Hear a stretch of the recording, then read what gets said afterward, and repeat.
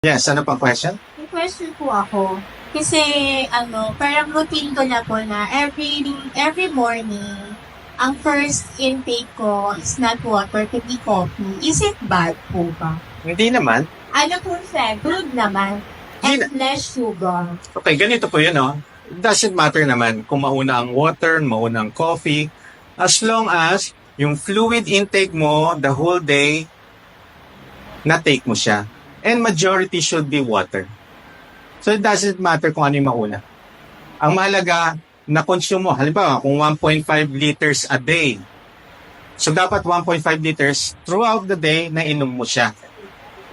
Pero Dok, wala yung nasisira sa Wala po. kaloob-looban. Wala.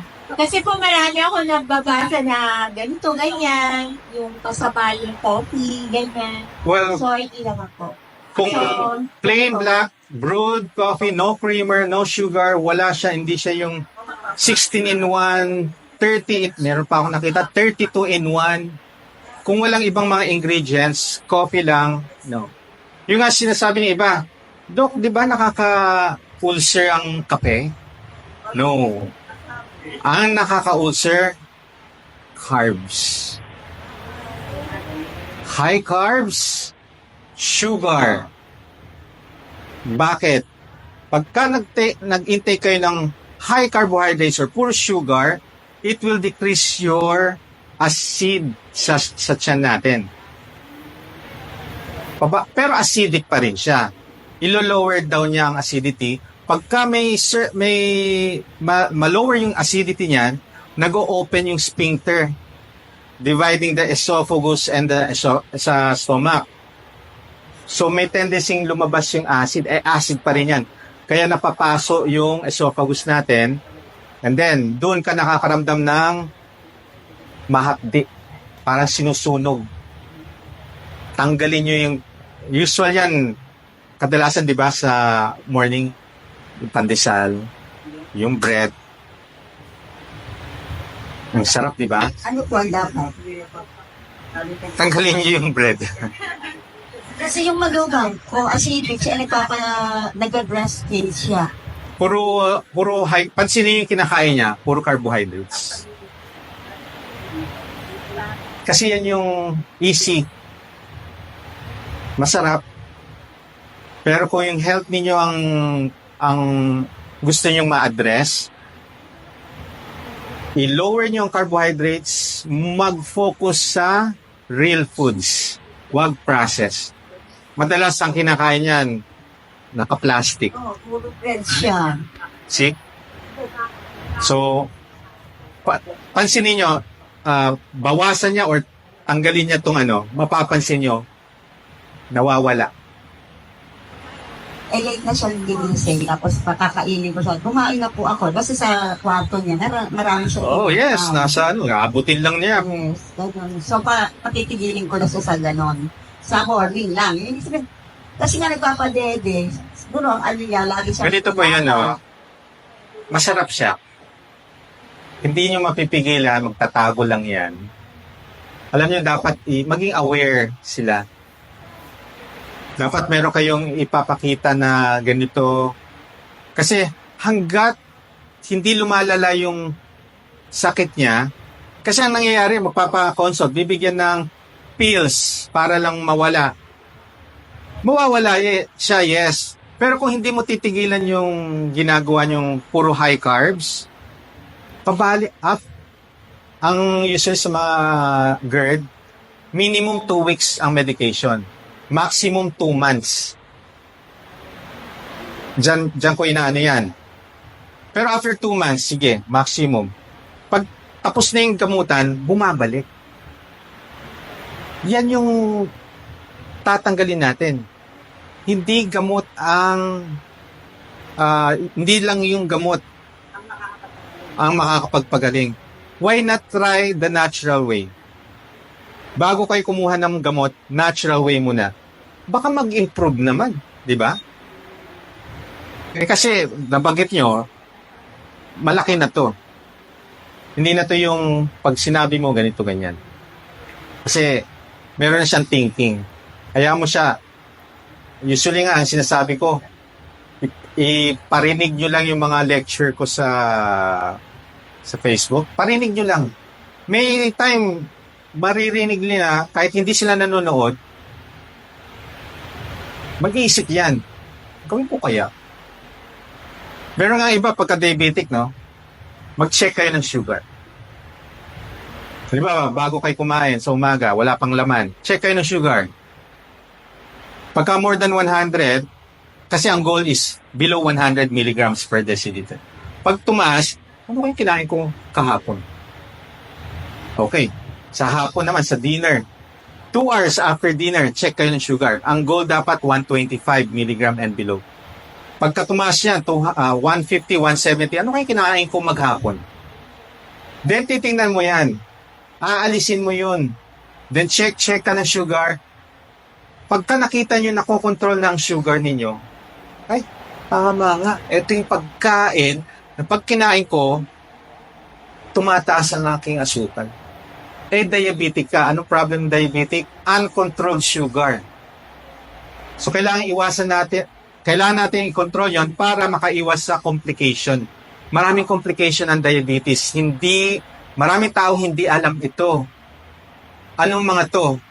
Stroke. Kahit normal ang BP ninyo, wala kayong maintenance, normal ang BP. Pero kung diabetic kayo, ang complication niya, stroke pa rin. Kahit normal ang BP, tandaan niyo. Having a diabetes, high risk na kayo magkaroon ng stroke. Heart attack. Kidney disease. Ano yung kidney disease? Dinadialysis. Nagkakaroon na ng protein ng ihi, dinadamage ng kidney, then unti-unti, nasisira na ang kidney. Yung iba, amputation, napuputulan ng paa. Nabubulag. Huwag nyo nang hintayin na manlabo ang mata ninyo, tapos mabulag. Dahil hindi nyo nakokontrol ang sugar. Yung iba, tinutusok ang mga talampakan, ang kamay. Yan yung diabetic neuropathy.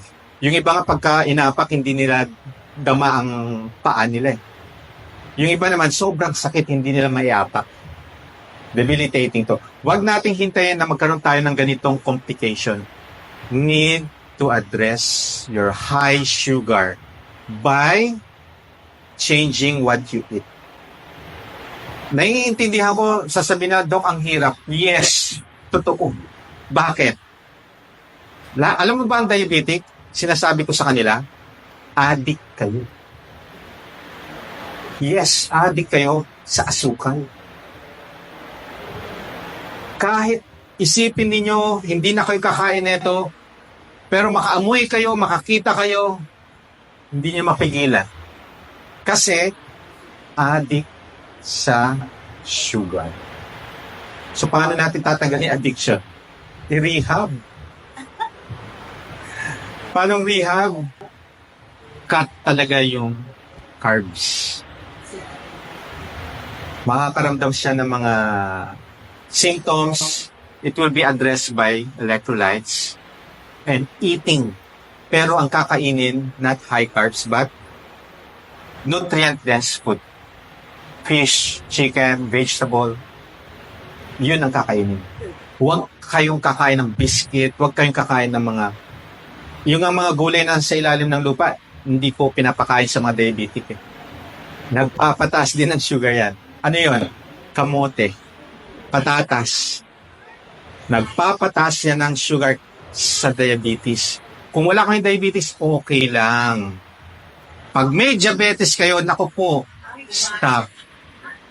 Kumain na lang kayo ng gulay na nasa ibabaw ng lupa. Madahon, yes. Correct. Doon kayo mag-focus. Kaya akala nyo, bakit hindi gumagaling yung diabetes ko? Inom na ako na ng inom. Healthy na nga kinakain ko. Kumakain ako ng patatas, kamote. Napaka-healthy. Kumakain ako ng prutas. Napaka-healthy.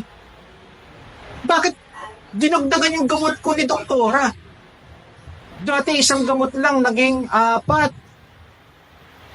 Yan, pansinin ninyo. When you go back to your doctor and nag-a-add sila ng gamot, ibig sabihin, nag-worsen ang sakit nyo. Dapat kasi nagbabawas. Kung hindi nagbabawas, nagdadagdag. Dati 1 tablet, twice a day. Naging 1 tablet, 3 times a day. Pagbalik nyo, dagdagan na natin to, hindi gumagaling yung sakit mo. Yung isang gamot, naging 2. Para maging 2 gamot sa isang tablet. Tapos, pagbalik nyo after 3 months, nag-worsen din ulit, hindi pa rin bumababa ang problem ninyo. Yung 2 gamot, naging 3. Pagka ganyan po ang nangyayari sa health ninyo, ibig sabihin, hindi kayo gumagaling. Baka kailangan meron kayong dapat gawin. Huwag natin hayaan na manatili tayo sa isang gamot na hindi rin nag-i-improve ng health natin. Kailangan maghanap kayo ng ibang way. Baka meron pa. Why not try low carb?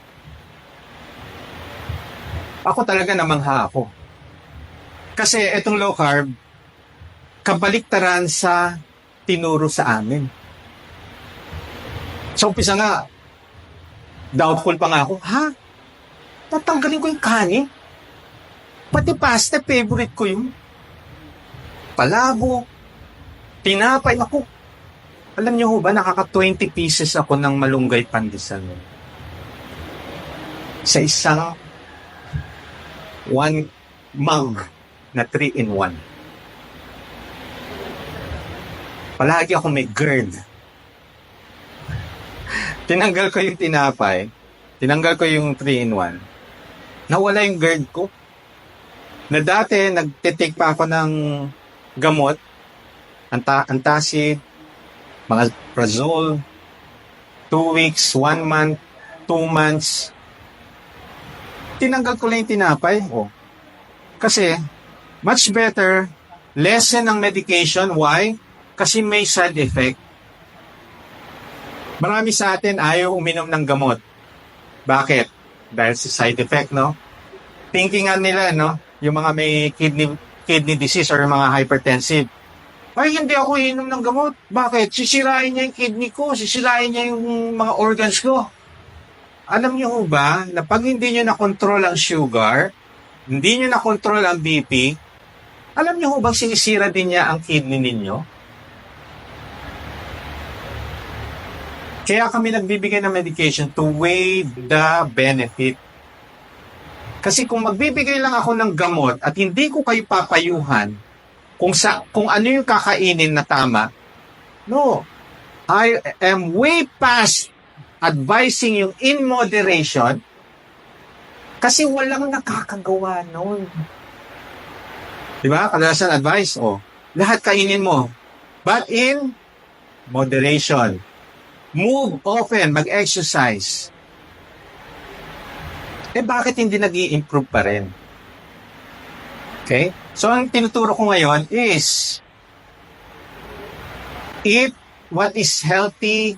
Tanggalin nyo ito, bumangon kayo, maglakad.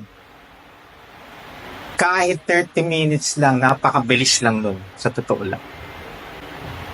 I-enjoy nyo ang exercise, i-enjoy nyo ang pagkain. Huwag kayo nagmamadali. And unti-unti, mag-i-improve ang health. Unti-unti, bumababa ang sugar. Matutuwa ang doktor ninyo, uy, anong ginagawa mo? Bakit ang ganda yata ng sugar mo ngayon? Sige, bawasan natin. Yung 3 times a day, gawin natin twice a day. Pag ganyan ang advice sa inyo ng doktor, gumagaling kayo sa ginagawa ninyo. Gumagaling ang health ninyo. Huwag nating hayaan na walang pagbabago ang health natin. Sinong kawawa? Mga mahal natin sa buhay. Kasi pagka na-hospital tayo, sino magbabantay? Sila rin. Gastos din. Diba?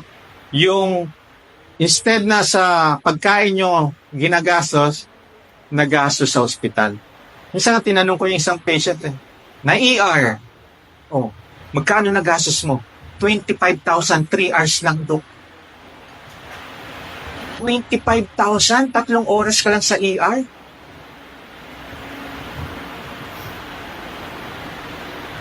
Hay, kung marami lang pera, no? Kung naayos mo ang kinakain mo, naayos mo ang health mo, yung 25,000 sa pagkain mo gagastos. Okay? So, ang importante dito, maging aware tayo. Hindi porket wala tayong nararamdaman ngayon. Pero pagkapansin ninyo, pagbangon ninyo, mabigat ang pakiramdam ninyo, there must be something.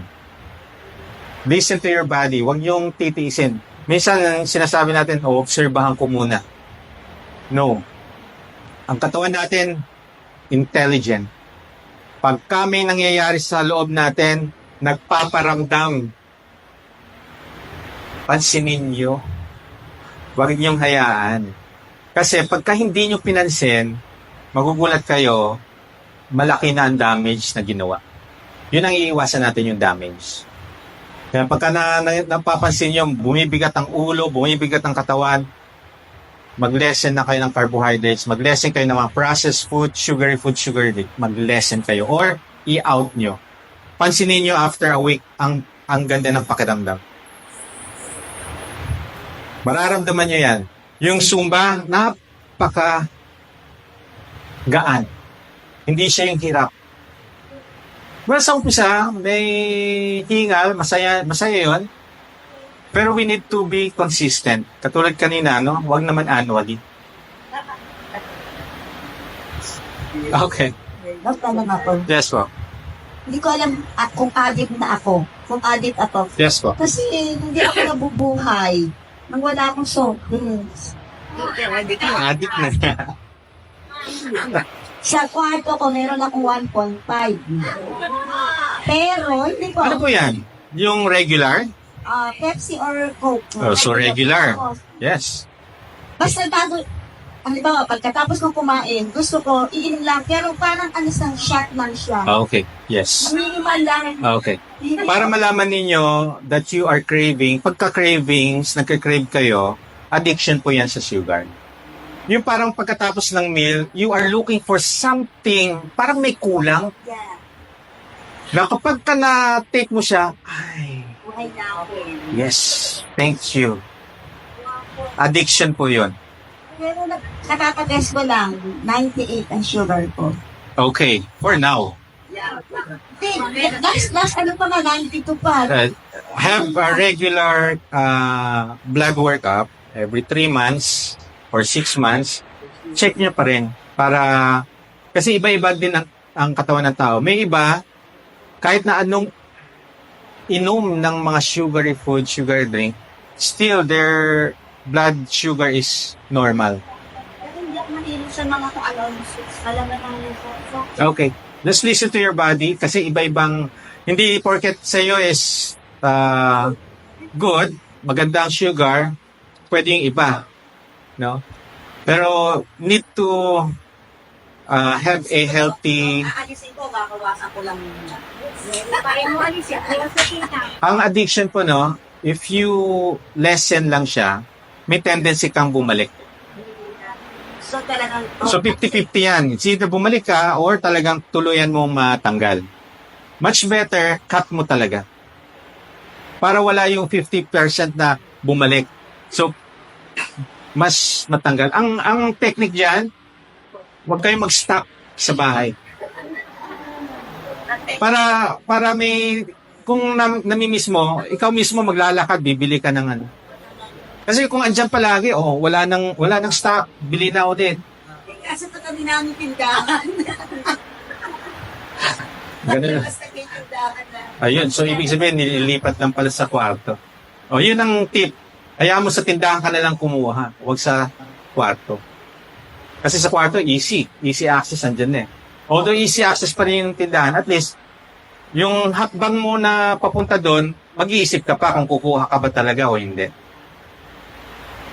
Well, nasa inyo naman, kung ano yung lifestyle, kaya nga yung mga sa ibang sinasabi ko is, if you are improving your health in this, kung ano yung lifestyle na ginagawa mo, at nag-i-improve ang health mo, stick to it.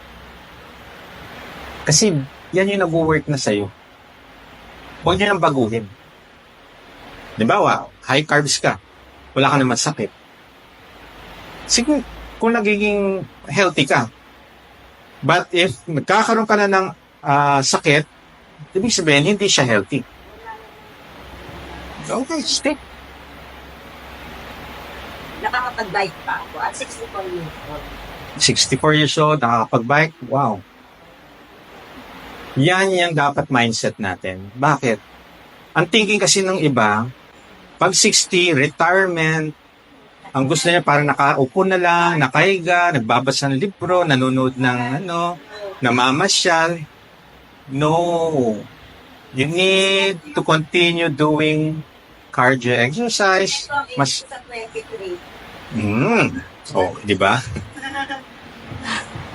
Kailangan continue pa rin yung mga healthy lifestyle ninyo. Hindi yung titigil na kayo doon. Kasi mas maraming sakit ang madudulot ninyo pagka tumigil kayo. Okay? May question si Sir Dong? Dok, yun bang low carb diet po nakakatulong to normalize yung sa thyroid? Okay. po? Low carb or no carb? Low. Low carb. Low carb, yes. I have many patients, hyperthyroidism, hypothyroidism. Ito yung mga thyroid function, yung hormone, nag-normalize sila, nag-stabilize. Then, unti-unti nagbabawas ng mga medication. Iba naman yung mga nodules, thyroid nodules, when they do strict low carb, properly doing the strict low carb, no? Kasi yung iba, hindi proper yung paglo-low carb. So, lumiliit yung nodules. May isa akong patient na cancel ang biopsy. Dahil sobrang liit, wala nang biopsy. So, ang mga nodules, mga cysts, change your lifestyle. Liliit siya. The natural way muna tayo. Bago yung mga invasive procedure, why not gawin nyo muna ito? Ito muna yung first. Sa medicine, no, may primary prevention. Ang primary prevention, you change yung lifestyle niyo, ayusin yung kinakain, mag-exercise, yes, to improve yung at present health condition. Kung hindi ma-address yan, doon tayo sa secondary, which is usually yung mga ginagawa nila, pagpapagamot. Pero kung malay nyo, gumaling yung problem ninyo by doing low carb. Yes. May possibility ng lalo sa yung medication, Yes. Kung tama po yung ginagawa, guided, and may reason kasi bakit nagbibigay ng gamot. May reason. And may reason din bakit magtatanggal ng gamot. Kasi ang thinking natin, no, maintenance. Ang sasabihin sa'yo, forever. Sa akin, there's no forever. Ang dami kong patient, ang BP nila below 90/60, hindi ka pa ba magbabawas ng maintenance? 3 medication ang binigay sa kanya no, dahil hypertensive. Pero, ngayon nung nag-strict low carb siya, aba yung BP ang ganda. Below 90/60, palagi. Kaya nagbabawas ako ng mga medication. And still naman, kailangan i-monitor pa rin dahil we have this thing called na rebound hypertension. Meron ako isang patient 2 months without medication, biglang tumaas ang BP. So, binalik ko yung isa, then for 1 month, nag-normalize ulit, tinanggal ko ulit, never na tumaas ulit. Magwa-watch out, kaya kailangan talagang merong doctor kayo na nagbabantay sa inyo. Para pag kami mga problem, maayos agad. Yan lang po ako tatanong. Masama po ba yun? Kasi yung hipag ko po, napakataas ng kanyang cholesterol. Ang katwiran niya, wala naman daw siyang naramdaman na mga... Hindi ko masasabi siyang dugo niya, pero napakataas ang cholesterol niya. Delikado po ba yun? Okay. Ang pinagit nyo lang is cholesterol. So, what about the sugar? BU and CREA? Kung cholesterol, total cholesterol, triglycerides, HDL, LDL. Tumaas na rin yung Okay. If cholesterol lang ang mataas, HDL mataas, LDL, mababa ang triglycerides, nothing to worry. Pero, if triglycerides is elevated, kasama yung total cholesterol, may problem po yan. Nararanasan na po niya yung sa, ano niya, yung tricycle. Yung triglycerides. Ang Pagka- nararamdaman niya ngayon, parang hapo siya, minsan parang hinahabol ang hininga niya. Okay. Kailangan talaga ng consult yun. Kasi, hindi na maganda pagka kasamang mataas ang triglycerides. Kasi, if your cholesterol is only yung mataas, pero very active ka, nag-exercise, so may mga concern tayo doon. Ayusin natin. Lahat yan maaayos. Huwag yung tiisin. Please. Pagka may mga ganito na at meron na kayong mga symptoms, kailangan na magpakonsulta yun. Huwag nyo nang tiisin yun. Yes. Ipa ko na yun, napakahilig ko sa maalat. Kung magpatis, parang Okay, ito ang difference ng low carb and high carb. Pagka high carb, our body absorbs more salt. Kaya low salt dapat. But when you do low carb, nagtanggal ka ng rice, bread, pasta, noodles, processed food, you excrete more salt. So, kailangan natin ng electrolytes, kailangan natin ng asin. Yun ang difference, no? Okay? Kaya yung sa mga naglo-low carb na walang idea, mapapansin nyo bakit parang dehydrated ka. Tuyot. Kailangan natin electrolytes to give back yung salt na nawawala sa atin. Okay? And kung nalilito pa rin, consult para ma-address natin yung mga issues. okay po ba yung yung oatmeal? Much better ang rolled oats. Yung niluluto. Huwag po yung instant. Meron po tayong tinatawag rolled oats. Ayun ang dapat. Yes, niluluto. Kung wala naman pong diabetes, wala naman pong health issues, nasa quotient po yan. So, allowed po ang oats, pero rolled. Hindi yung instant kasi meron na yung gatas, may halo ng asukal. Yung nilagay mo na sa kumukurot ko. Oh, yun. Instant. Lahat po ng instant out. Yan yung disadvantage ng modernization. All are instant. Diba? So, sobrang fast-paced ng natin, masyadong busy, wala ka ng time magluto. So, pakulo ko lang, ilang minutes lang, 3 minutes, 5. 5 minutes lang, ayan na. So, hindi na sasayang oras mo. Yan ang disadvantage naman. May advantage, may disadvantage. Ito yung disadvantage. Ayaw nyo nang magluto. Tamad na. Pero alam nyo, ang pinaka-healthy foods, yung niluto. Yung sariling luto ninyo sa bahay. Hindi yung luto sa iba. Kasi meron yung mga ingredients sinahalo. Wala tayong magagawa. Food business, kailangan masarap ang ibebenta ko para kumita. Kung hindi masarap, lugi. Ito yung po bang pagkahalimbawa, isister ko mahilig sa mga anak ko yun. Pag nagluluto siya ng pancit, nilalagyan niya ng mamasitas. Oyster Ang sauce, sarap. gulay, mamasitas, oyster sauce. Mabenta ho ba? Hindi po pinakakain lang. Ubus agad? Opo, masarap naman po talaga. Siyempre, masarap yun. Opo. Ako po, hindi ako naglalagay ng oyster sauce sa pancit na gigisto, yun lang po. Yan yung mga hinahanap-hanap sa gathering. Uy, asan na yung luto ni Namimiss ko na. Well, sa akin, natural way. Pag nasanay kayo sa very tasty mga pampasarap, yung mga dating simpleng luto, adulterated na yung taste buds. Gusto nyo maging virgin, tigilan yung pagtikim niyan. Magugulat kayo. Yung simpleng asin lang, ang sarap. Ibalik ninyo yung virgin na taste buds ninyo. Kaya po yan. Ang dami kong mga patient, nung tumigil silang kumain ng mga malalasa, nagulat sila after a month. Dok, ang sarap pala yung kahit salt and pepper lang. Masarap na pala. Kasi naging virgin ulit yung taste buds. Hindi na siya yung nagiging resistant kasi yung ano natin pagka palaging nakakatikim ng mga pagkain sa labas. Yung mga malalasa, yes. Yung mga hinahalo, yan. Yes, alam ko masarap kasi yun naman ang purpose ng pagluto eh.